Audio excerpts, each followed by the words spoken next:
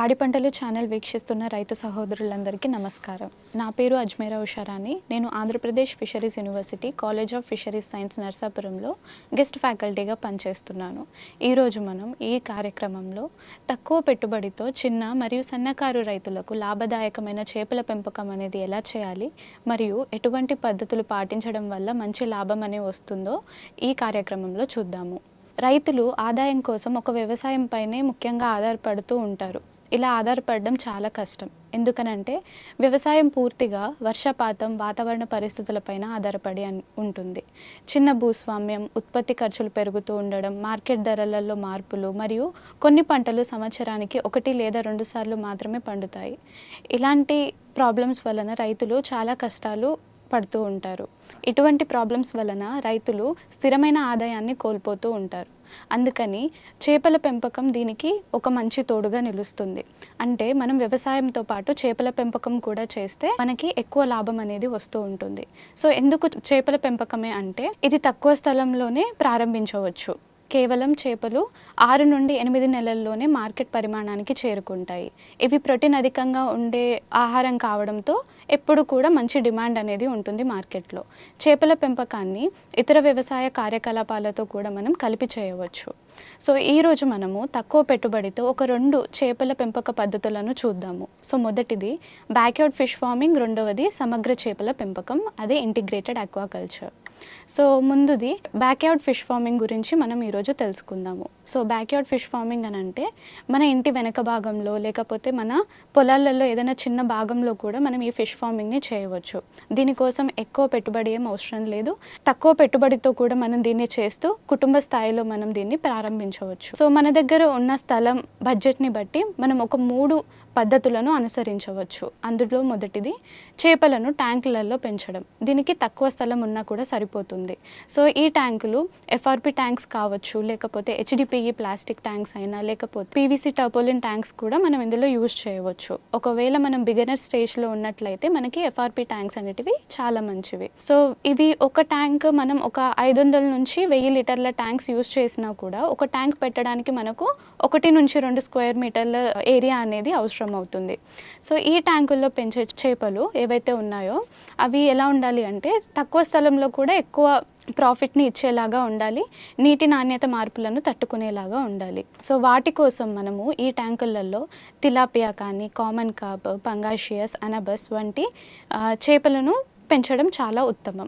ఒకవేళ మనం అంచనాగా ఖర్చు, ఉత్పత్తి, ఆదాయం కనుక చూసుకున్నట్టయితే మనకు ప్లాస్టిక్ ట్యాంక్స్ కొనడానికి, ఏరియేషన్ పంప్స్ కొనడానికి, చేప పిల్లలు కొనడానికి, మళ్ళీ ఫీడ్ కొనడానికి మొత్తం ఒక 8,000 నుంచి 14,000 ఖర్చు వచ్చినా కూడా ఒక ట్యాంక్ నుంచి మనకు ఈజీగా 25 నుంచి 35 కేజీల వరకు లాభం అనేది వస్తూ ఉంటుంది. ఈ ఉత్పత్తితోటి మనము మార్కెట్లో దీన్ని అమ్మినా కూడా మనకు ఒక ఆదాయం ఒక 4,000 నుంచి 8,000 వరకు మనం చూసుకోవచ్చు. సో ఫస్ట్ సైకిల్లో మనకు కొంచెం ఇది తక్కువ అనిపించినా కూడా తర్వాత సైకిల్ నుంచి మనకు లాభం అనేది పెరుగుతూ పోతుంది. సో నెక్స్ట్ మనము చిన్నపాటి గుంతలలో ఫిషెస్ని పెంచడం గురించి చూద్దాము. ఇది ఒకవేళ మన దగ్గర ల్యాండ్ కొంచెం ఎక్కువగా ఉంటే ఇది చాలా మంచిది.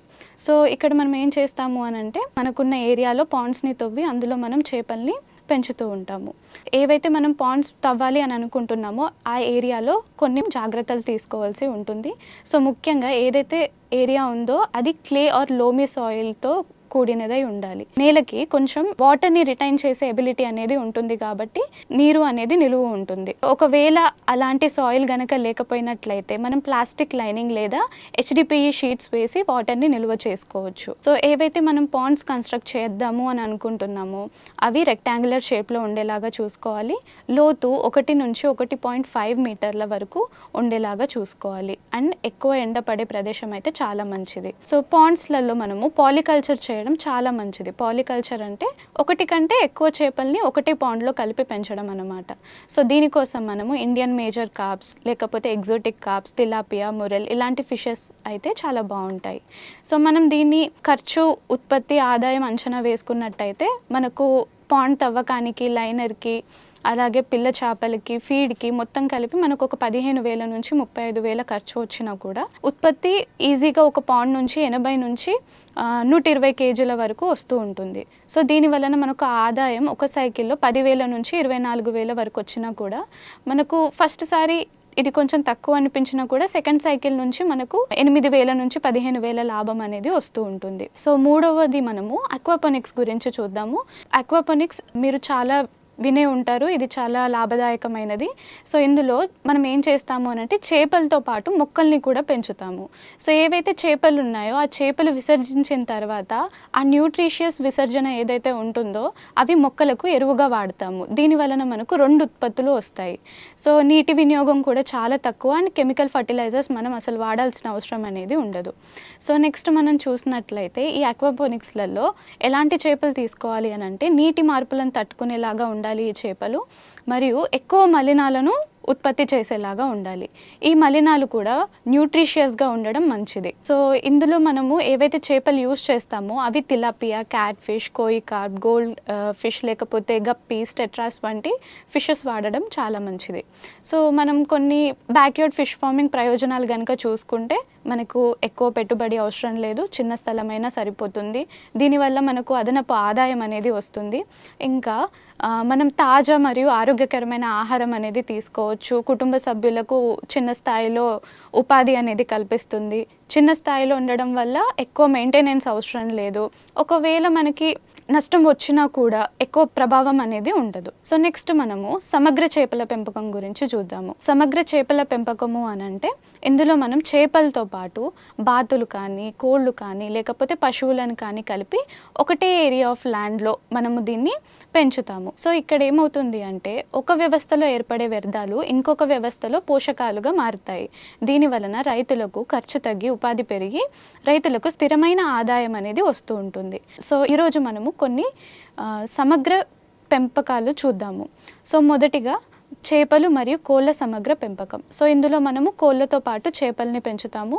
సో ఇక్కడ మనం ఏం చేస్తాము అని అంటే ఏదైతే మన చేపలు పెంచడానికి పాండ్స్ ఉన్నాయో ఆ పాండ్స్ పైనే మనం ఈ పిక్చర్లో చూస్తున్న విధంగా చేపల పాండ్స్ పైనే మనము కోళ్ళ షెడ్ని నిర్మిస్తాము. సో కోళ్ళు ఒకవేళ విసర్జించినా కూడా అవి డైరెక్ట్గా మన పాండ్లో పడేలాగా మనము చూసుకోవాలి. సో దీని వలన నీటిలో ప్లాంక్టన్స్ అనేవి పెరుగుతాయి. సో ఈ ప్లాంక్టన్స్ పైనే మన చేపలు ఆధారపడి ఉంటాయి ఆహారంలాగా. సో అప్పుడు మనకు చేపలకు ఎక్కువ ఫీడ్ పెట్టాల్సిన అవసరం లేదు, అదనపు ఫీడ్ ఖర్చు అనేది మనకు తక్కువగా ఉంటుంది. సో నెక్స్ట్ మనం చూసినట్టయితే వరి పంట మరియు చేపల సమగ్ర పెంపకం. సో ఇందులో మనము వరితో పాటు చేపల్ని కలిపి ఒకటే ఏరియాలో పెంచుతాము. సో మనం చూస్తున్న పిక్చర్లో లాగా ఏదైతే వరి పొలం అనేది ఉంటుందో ఎక్కడైతే మనం వరి నాటాలి అని అనుకుంటున్నామో అక్కడ ఒక 10 నుంచి 20 సెంటీమీటర్ల నీటి లోతు అనేది మెయింటైన్ చేయాలి. మరియు గట్ల దగ్గర ఒక ట్రెంచెస్ అని అంటే కొంచెం లోతు భాగం అనేది మనం తవ్వుకోవాలి. అదే 1 నుంచి 1.5 మీటర్ల వరకు. సో ఇక్కడ మనము ఫిషెస్ని వదలాలన్నమాట. సో చేపలను వరి నాటిన 10 నుంచి 15 రోజుల తర్వాత విడుదల చేయడం మంచిది. ఈ చేపలు ఏవైతే కీటకాలు ఉంటాయో లేకపోతే ఏవైనా కలుపు మొక్కలు ఉంటాయో ఆ కలుపు మొక్కల్ని తినేసి విసర్జిస్తాయి. ఈ విసర్జనలే మన వరికి పోషకాలుగా అందుతాయి. సో నెక్స్ట్ మనము పశువులు మరియు చేపల సమగ్ర పెంపకం గురించి చూద్దాము. ఇక్కడ పశువులు అని అంటే కౌస్ కావచ్చు, ఏవైనా క్యాటిల్స్ కావచ్చు, పిగ్స్ కావచ్చు, ఏవైనా. సో ఇవి మనం చేపలతో కలిపి పెంచుతున్నాం ఇక్కడ. సో ఇక్కడ మనం ఏం చేస్తాము అని అంటే ఎక్కడైతే చేపల చెరువులు ఉంటాయో వాటి దగ్గరలోనే పశువుల షెడ్ని కూడా మనము మెయింటైన్ చేయాలి. ఏవైతే పశువులు విసర్జిస్తాయో వాటిని మనం రోజు కలెక్ట్ చేసి చేపల చెరువుల్లోకి వేసుకోవాలి. ఒకవేళ మన దగ్గర బయోగ్యాస్ యూనిట్ గనక ఉన్నట్లయితే ఆ పేడని మనం డైరెక్ట్గా బయోగ్యాస్ ప్రొడ్యూస్ చేయడానికి యూజ్ చేసిన తర్వాత ఏదైతే మిగిలిన స్లరీ ఉంటుందో ఆ స్లరీని మనం చేపల చెరువులలోకి వేసుకోవచ్చు. దీని వలన ప్లాంక్టన్స్ అనేటివి గ్రో అవుతాయి. సమగ్ర చేపల పెంపకంలో తీసుకోవాల్సిన కొన్ని జాగ్రత్తల గురించి చూసుకున్నట్లయితే నీటి నాణ్యత, అధిక సాంద్రత, సమతుల్య వ్యవస్థ అనేది అండ్ సరైన చేపల ఎంపిక మరియు ఆహారం నిర్వహణ, రసాయనాల వినియోగం అనేవి తగ్గిస్తూ ఉండాలి.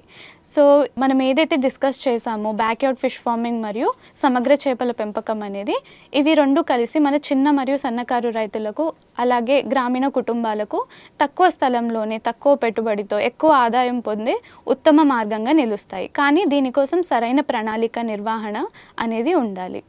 ఈ అంశం పైన మీకు ఎటువంటి సందేహం ఉన్నా కూడా మమ్మల్ని సంప్రదించగలరు. ఈ ఆపర్చునిటీ ఇచ్చిన పాడి పంటలు ఛానల్ వారికి ధన్యవాదాలు.